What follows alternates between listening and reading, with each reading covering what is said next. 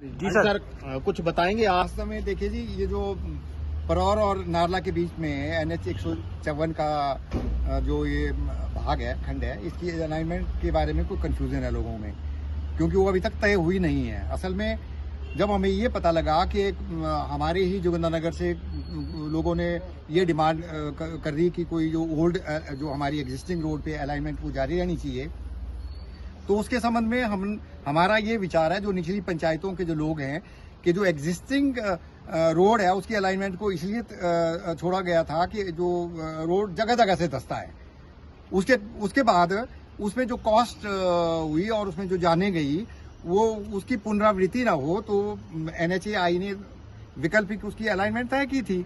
अब वो वैकल्पिक जो अलाइनमेंट है वो किस आधार पर रिजेक्ट हुई है, ये लोगों को कोई पता नहीं है। और जो हमारे ही जो ब्रदर्स हैं, जो दूसरे लोग हैं, वो उसको इस प्रकार से आगे प्रोजेक्ट कर रहे हैं कि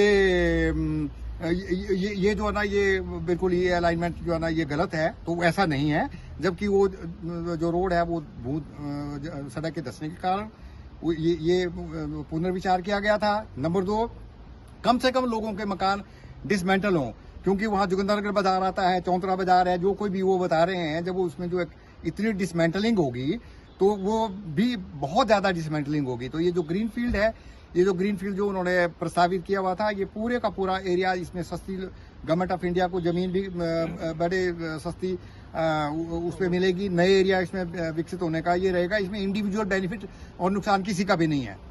तो इसलिए हम सब लोग यहाँ पर इकट्ठे हुए हैं कि जो एक विचार चल रहा है, हमारा उनके साथ कोई विरोध नहीं है।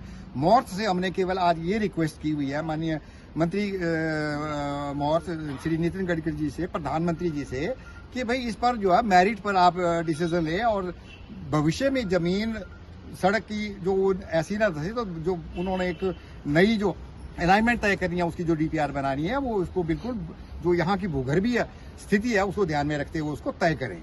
ये इसके लिए हमने ये मीटिंग की हुई है, और इसके ऊपर हम बाद में पूरी जानकारी लेकर के जो प्रोजेक्ट डायरेक्टर पालमपुर में बैठते हैं, या शिमला में इनका जो रीजनल ऑफिस है, वहां से बहुत से जो भी जानकारी लेनी पड़ेगी, उसके आधार पर हम फर्दर अपना कदम उठाएंगे। और ये जरूरी नहीं, हम उनके किसी के विरोध में नहीं है। हम ये चाहते हैं कि ये रोड यथाशीघ्र बने, लेकिन बने तो बिना डिफेक्ट के बने। और जो वर्तमान में जो दिख रहा है, जो कोटरूपी का हादसा है, या गड़ू से लेकर के उसके बीच में जो इतने जमीनें बैठ रही, वो ना होनी चाहिए। उसके लिए हमने यहाँ पर ये मीटिंग की।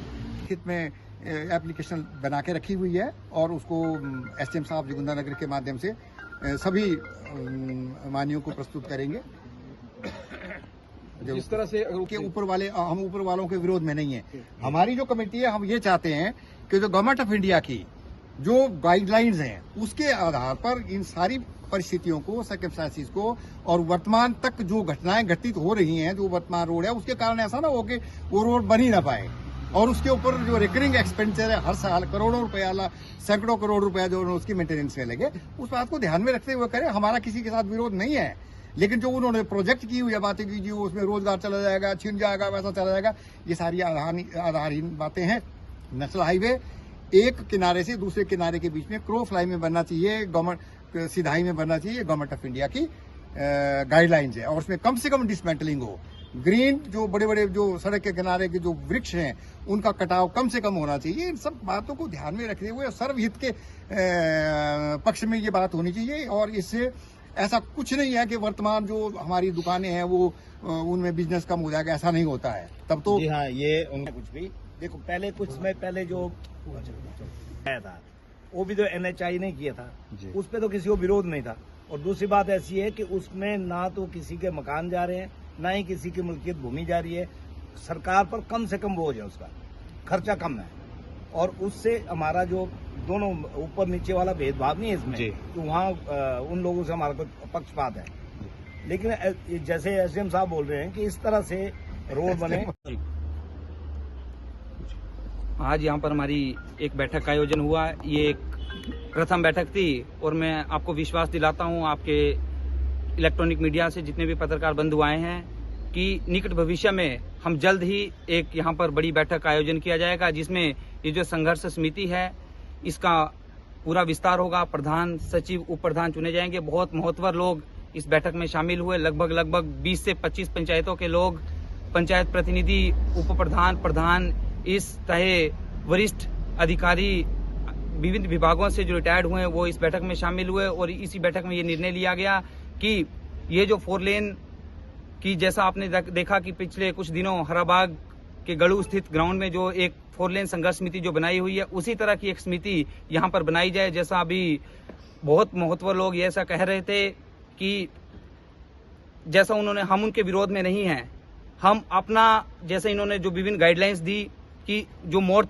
Ministry of road transport and highways जिसकी जो उनकी गाइडलाइंस आती है, उन पे मुख्य आधार पर उनको प्राथमिकता के आधार पर रख के जो जहां से हर प्रकार की, जिसको हम कह सकते हैं, जो उनकी गाइडलाइंस होती है, जो उनकी नोटिफिकेशंस होती हैं, उसको प्राथमिकता पे रखते हुए उस आधार पे, जैसा हमने कहा कि पहले जो यहाँ पे सर्वे हो चुके हैं, अलाइनमेंट्स निकल चुकी हैं कि किस तरीके पे या कहाँ क्यों अलाइनमेंट्स को कैंसिल हुई, उस पे हम यहाँ चाहे प्रोजेक्ट डायरेक्टर पालमपुर, चाहे आरओ शिमला, यहाँ पर अभी जो बैठक हुई है उसमें ये भी निर्णय लिया गया कि हम बहुत जल्द ही उन उच्च NHAI के आला अधिकारियों से भी इस बारे में बात करेंगे।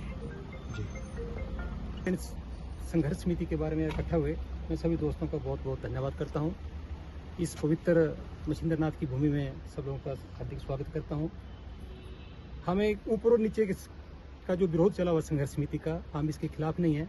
हम चाहते हैं कि सब लोग मिलजुल करके यूनियन के विकास के लिए सब इकट्ठा हुए और जो ऊपर की जो भौतिक परिस्थिति है उसमें एक काला नमक की खान गुम्मा नाम स्थान पर है, उसकी वजह से बार बार ऊपर भूस्खलन होता है। कोटरूपी नाम स्थान है जहाँ पर लगभग 45 जाने 2017 में 45 के लगभग जान माल का नुकसान हुआ। और आने वाले टाइम में भूभू जोत से एक टनल कुल्लू के लिए निकल रहा है, उसके लिए भी ऊपर वाले लोगों के लिए एक बहुत बड़ी सुविधा मिल रही है। तो ऊपर वाले लोगों को विरोध नहीं होना चाहिए, क्योंकि 2 किलोमीटर जुन्नर से नीचे ये बाईपास निकल रहा है।